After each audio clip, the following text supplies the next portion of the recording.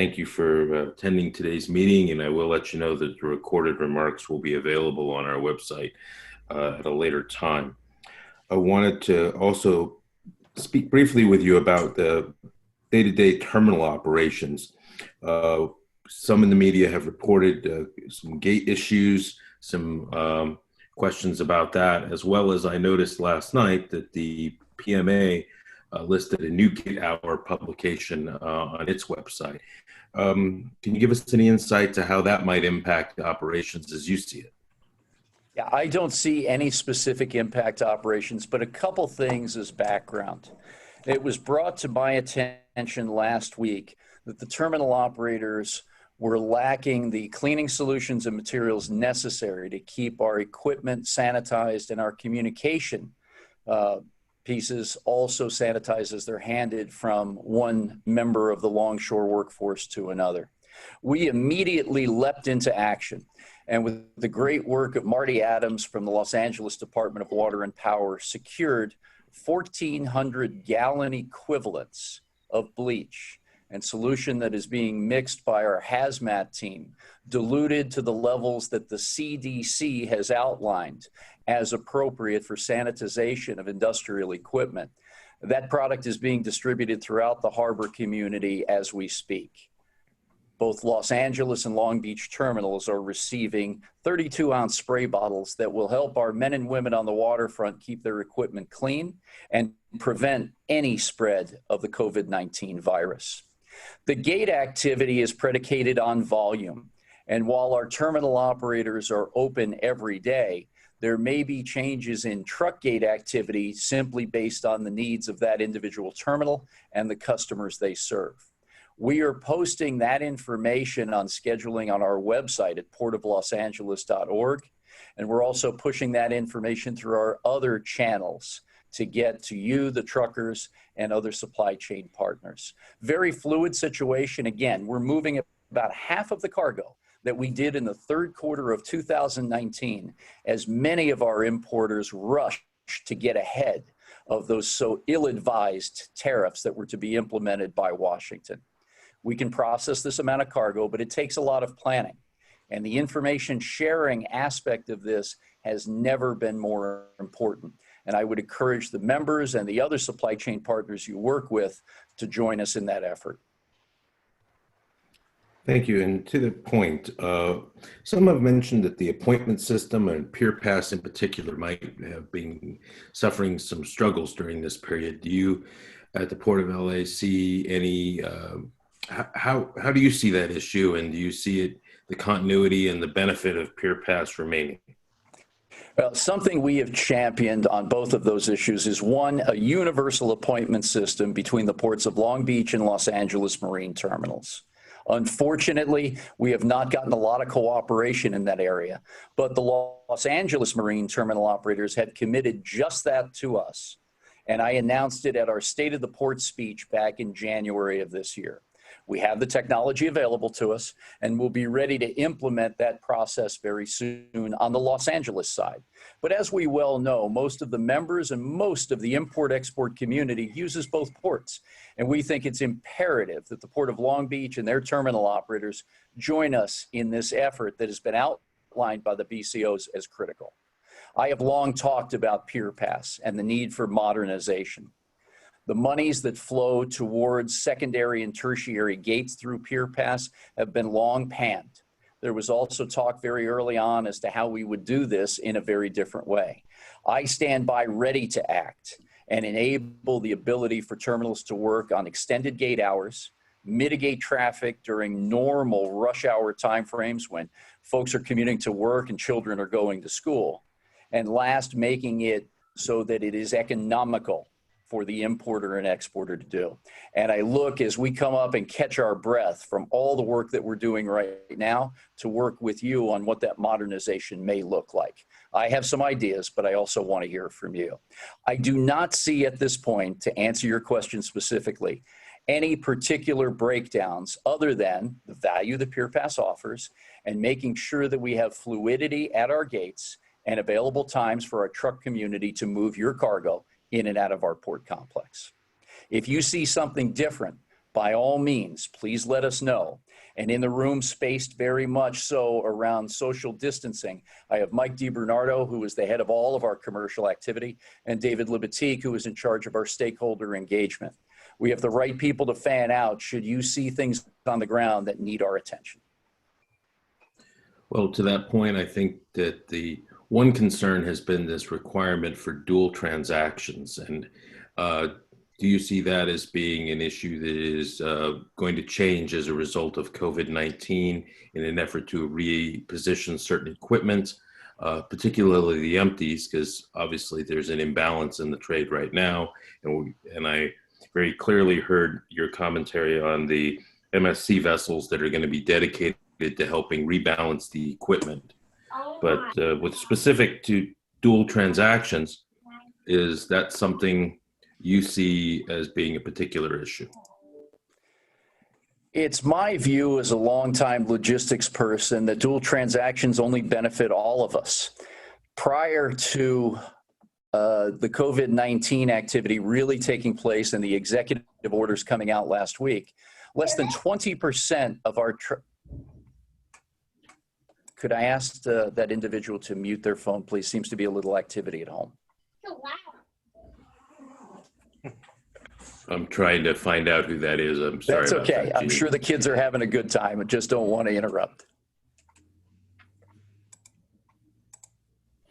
So going back to the question, dual transactions make up about 20% of all truck gate activity today. Going back about a decade ago, we did about 80% of all truck transactions on the dual basis. The information is readily available, but if we can't find a time to deliver an empty back to a terminal and plan that with picking up an import, that obviously impedes our progress in this area. Making it mandatory is something that we're trying to work our way into as a collective. But again, if there are individual terminals who are giving us a little bit of concern around those areas, we'll be happy to engage in conversation and see what best way we can deliver the fluidity at the gates that the members need.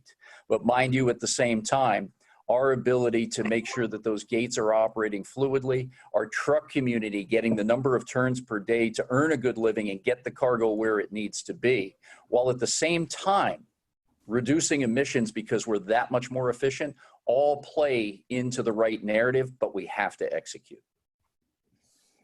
Thank you. Also, in some of your earlier remarks, there's been expectation that we would see a Chinese exportation increase.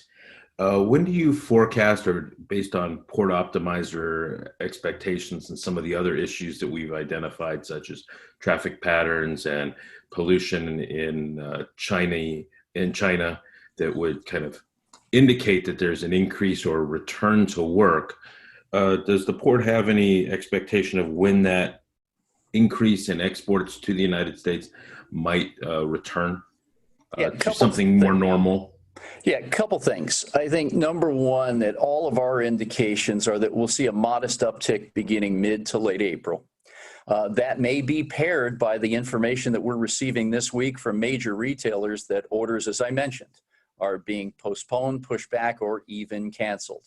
So we're going to continue to circle that data and run it to ground. There's a great article out of Bloomberg this morning, and we continue to work very closely with many media outlets, including that firm, on trying to ascertain just exactly what's happening on the ground through regular contact with our folks who are working there, as well as other metrics, as I mentioned earlier. Economic output is increasing, but it is modest. And more specifically for our industry, the manufacturing output, as I stated at the top, is at about 50% of normal capacity at this time of year. So there is still a long way to go. And again, modest increases, I don't see us returning to normal anytime soon. And my view of what we see today is the knock-on effects of these two major shocks to the supply chain.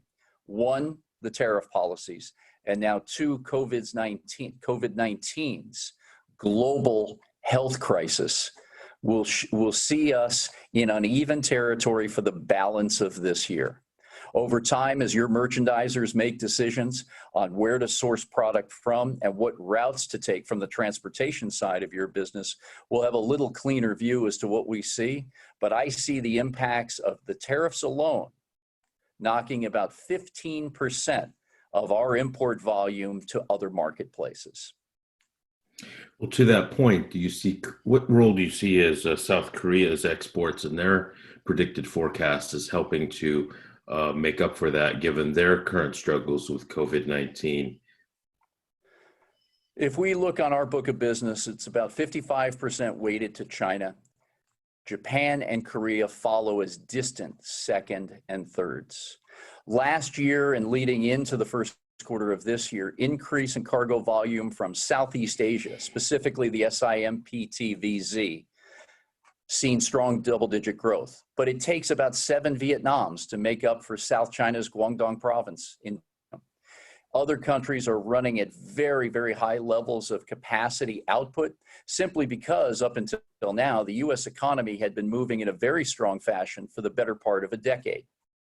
Simply to move cargo out of China, as I'm sure many of your merchandisers have reported, to Southeast Asia locations may not yield cost savings that are anticipated by pundits in Washington, and also may not achieve the necessary factory floor space that is required to migrate decades worth of relationships down to new locations seemingly very quick in a supply chain calendar. So with that, there still remains to be a tremendous amount of uncertainty. Reported early this morning, Pacific Coast time out of Washington, was the contemplation of possibly rolling back or halting some tariffs on imported goods for 90 days, but we've gotten no traction on that just yet. And realistically, as everyone on this call knows, the only one who pays the tariffs are the United States importers of record.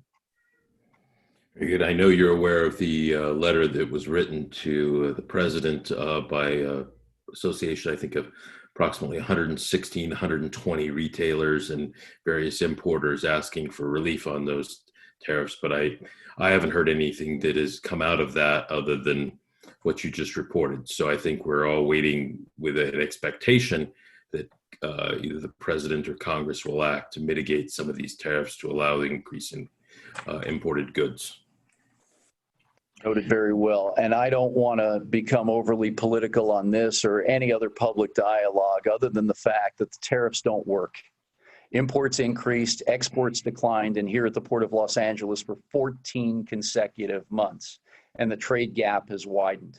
About 25% of our port's imports are parts, components, and peripherals that go directly into the United States manufacturing stream. There has been irreparable damage, and while we continue to go after these trade agreements one-on-one, we've given sales leads to every other trading country in the world. That is not going to equate to success from our perspective. Very good. You also mentioned some points about Port of LA employees and various workers throughout the California's critical infrastructure worker structure, which would include obviously terminal operators and various logistics employees as outlined in part through the mayor's leadership and the mayor's announcement, as well as Governor Newsom's announcements. Does the Port of Los Angeles have any particular thoughts about critical employees, how they're deploying them within your own infrastructure, as well as motor carriers coming to from the port and working with the various distribution facilities that have to, by definition, receive the cargo? Otherwise, there's no place for the cargo to go. Right. We've touched on pieces of that question, and maybe we'll bring it back home a little more succinctly. The city of Los Angeles employs 45,000 people today across 42 city departments under the direction of Mayor Eric Garcetti. The work that's being done today of telecommuting, safer at home, and trying to deploy those essential city services on a daily basis is our mission and our task at hand. We in our harbor department have a little more than 900 employees. About half of those work out in the field in the name of police officers and construction and maintenance teams. All construction projects have been designated as essential, and work will continue on infrastructure and waterfront public access type work that we have been doing here thus far. The folks who are telecommuting right now are still part of our teams and working daily on the cargo flow of container, bulk, liquid bulk, and the other entities of transportation that we help support. We have been working closely with the Pacific Maritime Association on work rules and allowing their board to work specifically within NLRB sanctioned dialogue with the International Longshore and Workers Union, which has recently promoted a new piece of work and process around the sanitization of equipment. And next will be work specifically on interaction with drivers. Now, of course, heeding to the elected officials' requirements around social distancing and being smart about how we interact and how we stay at home, space ourselves at work for essential processes, we'll continue to watch that very closely to make sure that we don't put truck drivers, port workers, or those terminal employees in any situation that would compromise their future health and considerations of safety. So that's ongoing work every day that we see. Again, tying back to the executive orders, David Libatique, Mike, and I were on the phone yesterday with California's Secretary of Transportation, imploring, along with other folks, including the PMSA, to tighten up on the language of essential workers and what essential work means. Because again, there are folks who are claiming that they can't open their DCs, they can't move containers to those facilities because they're not essential. And there is fear by some, reported directly to me, that they will be arrested by the authorities if they commence work. I report to you that that is not true. We will continue to work to make sure the messaging is out there very clearly and from the authorities that need to provide it to ensure that our truck drivers and our cargo continues to move. And again, at a time now where Mayor Garcetti has just appointed me as Chief Logistics Officer for the City of Los Angeles, in addition to my duties as Port Director, to focus on the essential goods moving to the American public and our healthcare system in and around Los Angeles County. We cannot at this point claim that televisions or sofas are not essential to goods movement, because if they start to congest the system of essential goods that must get to the American people and our hospital system, we have failed. So we'll continue to campaign in this area, Washington, Sacramento, anywhere else we need to make sure that our folks are on the job, have a safe and healthy working environment, and we can continue to move the goods to and from the Port of Los Angeles.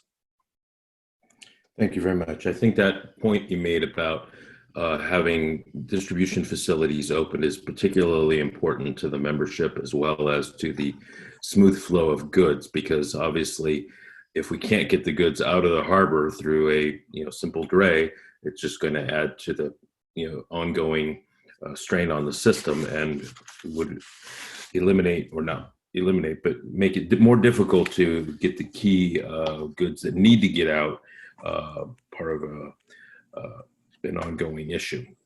We want to avoid that. And so obviously discriminating about what's in the box at the terminal level may just impact and delay the process. That's right. At this point, we also have a mention of the Coast Guard handling of the crews and the vessels that arrive. That's come up on several occasions. Are there any updates that you can share with us on how you're collaborating with the United States Coast Guard and crews of vessels that are arriving? Sure. All the work of the United States ports come under the regulatory oversight of the United States Coast Guard.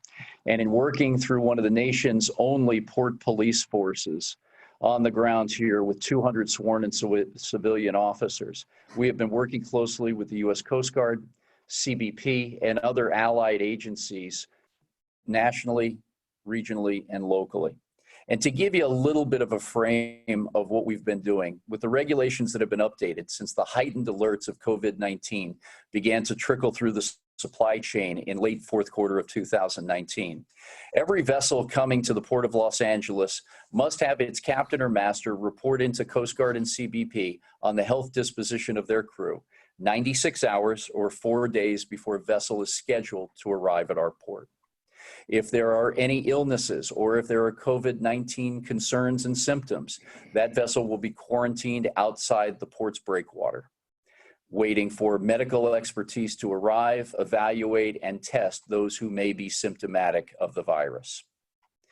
If the captain, master, or ship's doctor does not report, holds back information, or falsifies reports, there are civil and criminal penalties associated, beginning with, but not ending, at $94,000 per incident. I report to you that all vessels since this regulation went into place have complied with the regulation of the U.S. Coast Guard. We have not quarantined a ship, but we have been working very closely with the cruise industry. And that industry has sought our help, but also managing through the Coast Guard and CBP to ensure we have the proper medical advice before berthing, managing the passengers properly, and the onboard crew. Remember, these vessels have crew upwards of 1,000 people. And as we continue to work through their self-imposed pause for the next 60 days, not doing business for 2 more months, we are working with skeleton crews to keep the ships at what we call in the industry hot anchor. And they will be cared for in the proper ways to make sure that they are rotated in and out to take care of crews who are coming by, as well as medical supplies, food, and any type of sanitization materials that will be needed to go through these ships and make sure that cleanliness is their first task after human safety. And in addition, you also offered the notice of the arrival of the U.S. Hospital ship Mercy. Can you give us some insight as to where she might be located? And I noticed in your comments that these were for non-COVID-19 patients. I hope I got that right. You did. Yeah, the work that we're doing with the United States Navy and other allied agencies is continuing to develop, and I am not permitted at this time to give you any more detail than I shared just now. But suffice it to say that ship will be coming in very soon, and it will be 1,000 hospital beds equivalent, manned and staffed with United States military, medical personnel, and their support staffs. The objective is to manage non-COVID-19 patients and take a little bit of the pressure off our landside hospitals. And 3 categories of those hospitals: public, Los Angeles County; the private sector businesses; and thirdly, the Veterans Administration's hospitals throughout the county. So there'll be more to come, and when authorized by the United States Navy, the port and our other allied partners will be making statements to the media directly, and will ensure that your members have the most updated information.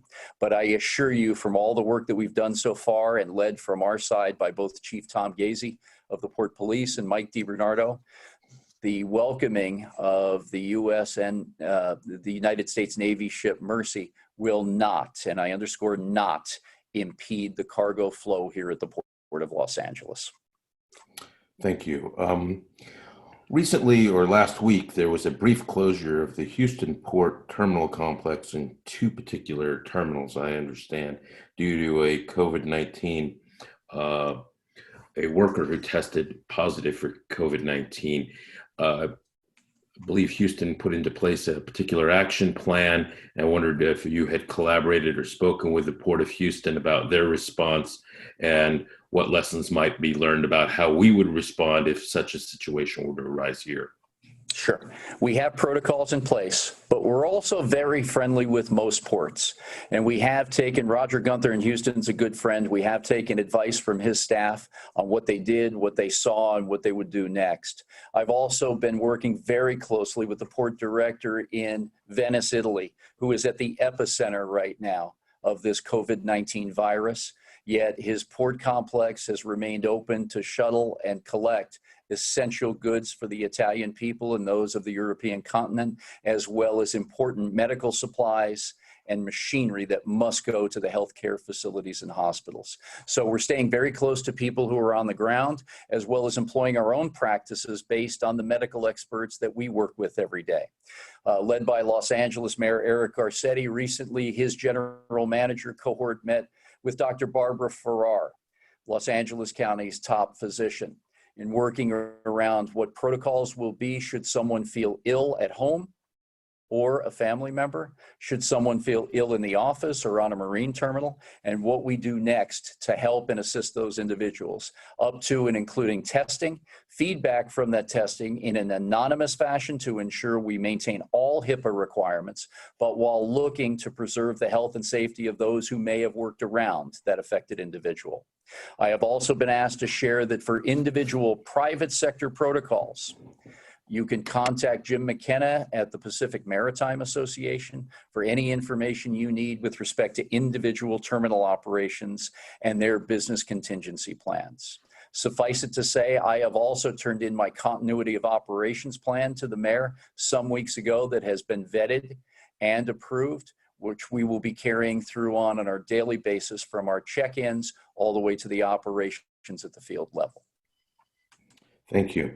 Also wanted to discuss briefly with you collaboration with the Federal Maritime Commission and any discussions of per diem or demurrage waivers as this situation unfolds. Yeah, a couple of conversations have taken place in the last week. We had a conference call with John Butler, the CEO of the World Shipping Council, and some of his members' representatives. I've spoken directly to Commissioner Rebecca Dye, who's very well known to most of us in the supply chain. And last Friday, both Executive Director at the Port of Long Beach, Mario Cordero, and our key staff spoke with Chair of the FMC, Michael Corey. The subject of per diem and demurrage has come up on a regular basis. And what we don't want to have are people capitalizing and profiting on the inefficiencies of the supply chain. The chair himself asked us to be, as an industry, sensitive to the plight of the United States importer and exporter during times like this of crisis. But what I will tell you right now is that our terminals are operating fluidly. And again, I put a drone up in the air with a camera yesterday to get my own singular view on what our terminal operations, rail facilities, and truck gate activity looked like. And I will report to you of the 7 Los Angeles marine terminals, we are nowhere near capacity on the ground, whether it be with respect to dry or reefer containers, empty or laden boxes. Our rail facilities are moving fluidly, but it takes all of us working together at this time to make sure that we have the information necessary. I don't want to get caught by surprise. Many of you remember how stuck we got during the unraveling of the supply chain in the winter of 2014 and 15. At that point in time, many senior level and cabinet members of the Obama administration implored me to come up with a solution, or they would fix it for me. And that solution became pretty simple to all of us after many roundtables, focus groups, and user discovery sessions. And that is simply share information. We then took the step to invest in an information sharing system. It's unfortunate that others haven't joined us yet, but we have a line of sight to cargo coming our way that can only be accentuated by the participation of the cargo owner here in the United States. And that is very simple. How we see cargo, how we can segment it by rail or truck, long haul truck, short haul and regional deliveries, and what we need to do to move critical goods through our system.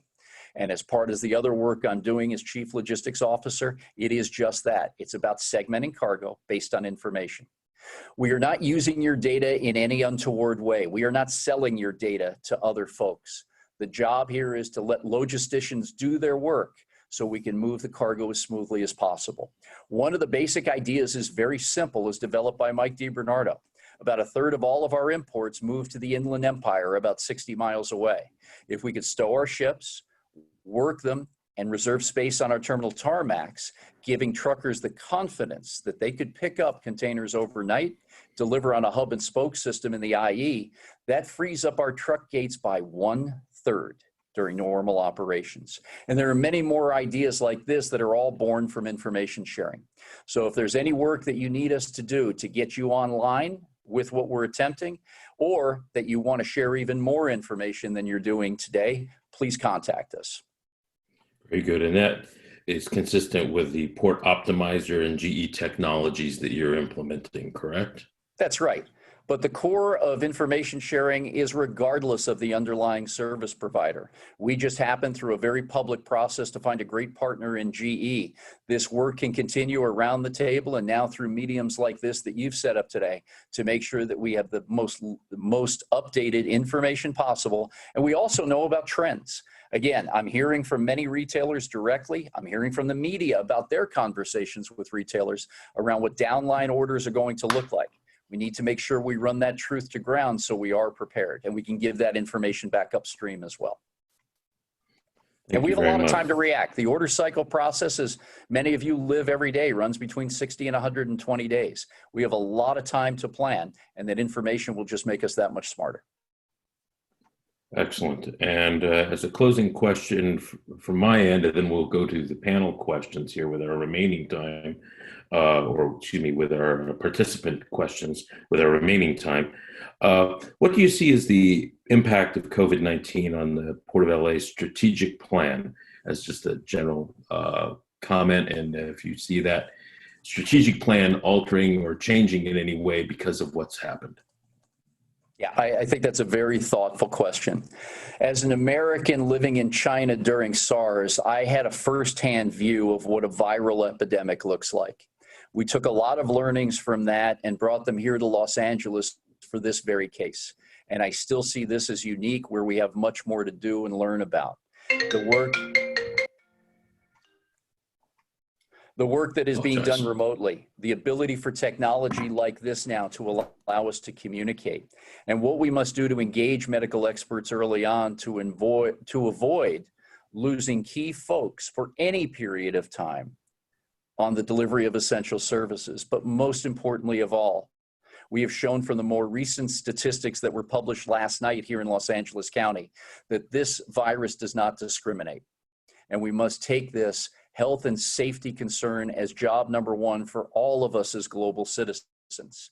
Working that into our strategic plan, health and wellness has always been a priority, but we can always do more, and we will do just that. What we learned from SARS was that the global supply chain was hit by about 40 billion US dollars. This will be a multiple of that from what we have seen thus far. So how do we better plan contingencies? What do we do with vessel space, certainty, and allocations? And how do we make sure that we're communicating properly, that in the event of a global pandemic like this, what do our tabletop exercises look like, our COOPs and our BCPs, to make sure that we can manage the critical goods that must move through this port and work with all of our customers on what's critical to their companies.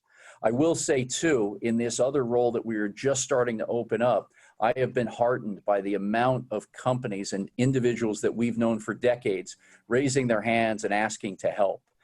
We don't know yet what that help could look like, but that dialogue is open and assisting. We had a company yesterday that works specifically in the restaurant and hospitality industry. Both have been shuttered, and they have opportunities to help us not only secure certain types of goods and materials, but also cleaning products, and a number of very talented people that can help us activate those from warehouses and distribution centers right here in Southern California. So it's keeping up those contacts that we've created and the business relationships that have been existent in our most darkest hour to see what we could do together. Thank you very much. I wanted to go through a couple of the Zoom group chat questions that have been posted. And I think you've already hit on this topic already, but it goes to the issue of the governor clarifying the order on who is and who is not an essential worker. But is there anything else you'd like to add to the comments that you've already made? Now, one of the best policy guys I know, David Libatique, along with Aveen Sharma, have been working day and night with our elected and appointed officials at the federal, state, and local levels to make sure we get this right. Yesterday on our talk, as I alluded to with California State Transportation Secretary Kim, we also pointedly gave him the verbiage that we needed to bubble up and make sure that that clarity comes out next. But again, for you, for the folks that work with us every day in the supply chain, your DCs should be open. Your truckers and delivery processes should be very mobile, and the flow of cargo should be consistent, because we will need to make sure those essential goods, supplies, and machineries can get to the folks who need them. And equally as important from the business side of what we do, when this economy begins to recover, and it will, we need to be prepared for the American consumer, and we all have that in common. Thank you very much. In addition to that, there's a question about your current collaboration with the Port of Long Beach with respect to COVID-19, and specifically, how is that developing, and how are you collaborating with the Port of Long Beach? We have excellent relationship with the folks that work at the Port of Long Beach, and we are in constant communication, even at the level of our board members, and our two mayors are talking on a regular basis. They both get along famously.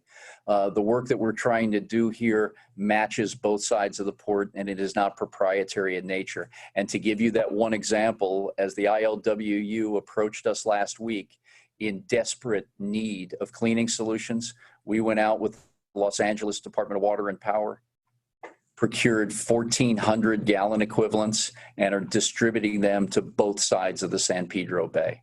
So whatever each can do to help the other, we maintain that posture.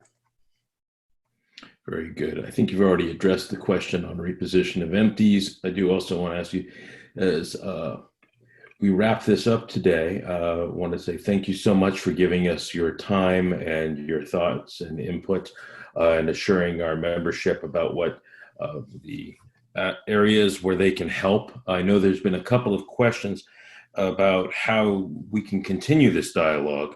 I do know that you have a YouTube video station that is dedicated to the Port of Los Angeles. If you'd like to comment a little bit about that and some of the information that's available there. Yeah, a couple answers to that question. Number one, we absolutely want to continue this dialogue and fielding the questions at the higher policy level all the way down to individual needs. But the requests have been somewhat voluminous to this point. So through this medium and others, we're going to be putting together wider reaching video conferences with our supply chain community beginning next week. And that's at the request of some others that we've been in dialogue with, like the National Retail Federation, Agricultural Transportation Coalition, and others in the industry, both private and public sector. So if it's permissible with your membership, we'd like to initiate that for next week's discussion. The work that we want to do on the ground as far as how we get the information out is happening on a regular basis here. I'm putting out regular 2 to 3 minute videos, very quick updates of what's happening at the Port of Los Angeles. One, I was told to try to dispel myths like we've been talking about here today, and a couple of things that just aren't so clear. And others are to give you a real and accurate situational representation of what's happening on the ground. And I think we have taken steps to do just that by flying real-time drones around with images and video to come back and show us the current situation of our terminals, rail facilities, et cetera. So by all means, I'm open to continuing this talk and making sure, so long as the membership sees it as valuable. And if you wouldn't mind, let's draw a wider audience so we can get to more people at one time, and then be able to manage on the side what the individual needs may be, so we can help there as well. Great idea. And I do want to mention for anyone who's listening here that I believe the Port of LA can be reached at community@portofla.org, as well as the portofla.org/COVID COVID-19. And then, of course, the YouTube channel as well. Are there any other media outlets or information outlets that you'd care to share to wrap up your remarks here today, Gene? Yeah, I've set up a special mailbox called Ask Gene at portla.org for specific questions. Many of us know each other very well and know how to contact Mike, Dave, myself, but we have a whole litany of folks that are monitoring those mailboxes, and specifically Ask Gene, so we can get to your issues as quickly as possible. Thank you so very much, and thank you again for your time. It's 8:51, so with that, I'll just say on behalf of the Foreign Trade Association, our membership, and all the participants on the call here today, thank you so very much for your time. It's a pleasure, Cameron, and thank you to the membership. All right. Thank you, Gene. Have an excellent day. You too. Bye-bye.